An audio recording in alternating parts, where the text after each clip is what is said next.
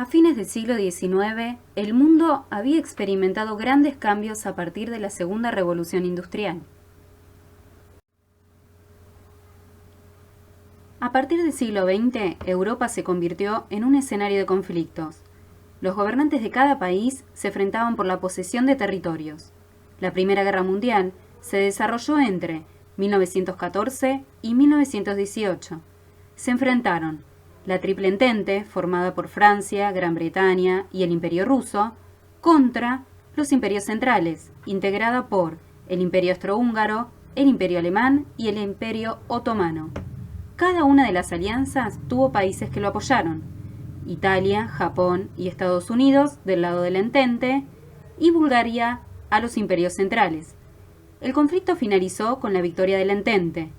Para evitar futuros conflictos, en 1919 los países triunfantes crearon un organismo internacional, la Sociedad de las Naciones Unidas.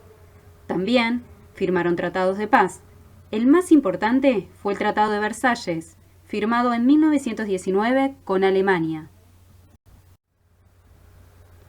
Como vimos en el capítulo anterior, en 1916 triunfa en las elecciones Hipólito Yrigoyen, luego de la sanción de la Ley Sáenz-Peña, durando su mandato hasta 1922.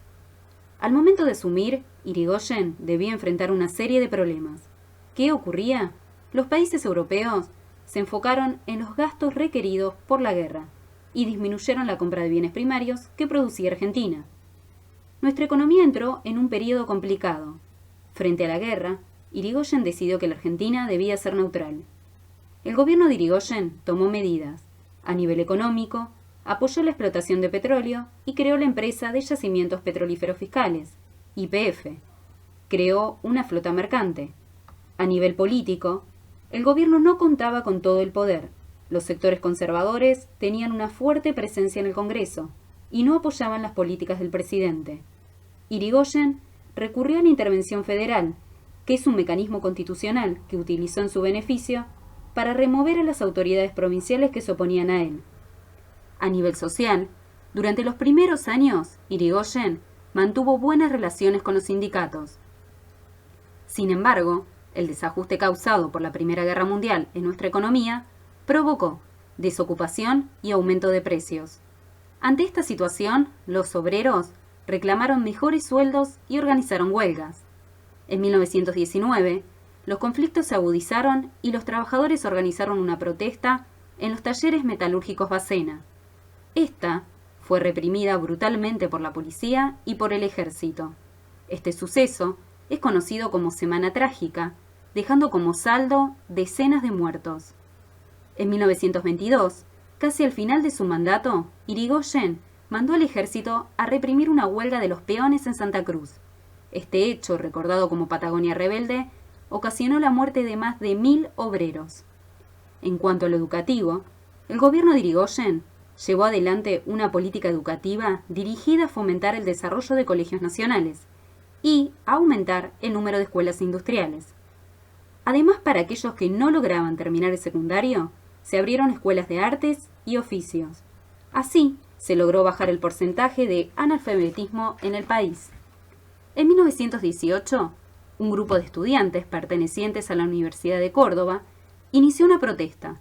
Estos estudiantes consideraban que el sistema educativo universitario era anticuado y autoritario. Como consecuencia de esta movilización, el gobierno de Yrigoyen optó por apoyar una reforma universitaria que consiguió actualizar los planes de estudio y mejorar la calidad de la enseñanza. Una vez cumplido el mandato de Hipólito Yrigoyen, las elecciones de 1922 llevaron al gobierno a otro radical, Marcelo Torcuato de Alvear. La Primera Guerra Mundial había finalizado y Europa estaba empezando a recuperarse económicamente. La Argentina entonces pudo retomar su control como país agroexportador. Alvear continuó con la idea de explotar el petróleo. Las políticas de Alvear también mostraron cierta preocupación por las cuestiones sociales, ya que dictó leyes para proteger a los trabajadores. Durante la presidencia de Alvear surgieron diferencias. Por un lado, estaban quienes apoyaban a Yrigoyen, conocidos como personalistas, y creían que hacía falta una figura fuerte para liderar el partido. Por otro lado, estaban los simpatizantes de Alvear, conocidos como antipersonalistas. En 1926, luego de duros debates, el grupo personalista propuso como candidato a la presidencia a Hipólito Yrigoyen en las elecciones de 1928. Yrigoyen triunfa y asume por segunda vez. Sin embargo, durante este periodo, la situación económica era delicada. Una gran crisis afectaba al mundo. La caída de la economía afectó a todos los sectores sociales, lo que provocó fuertes críticas al gobierno. Los opositores a Yrigoyen lo caracterizaban como un gobernante lento e ineficaz, que no conseguía soluciones a los problemas económicos y sociales del país.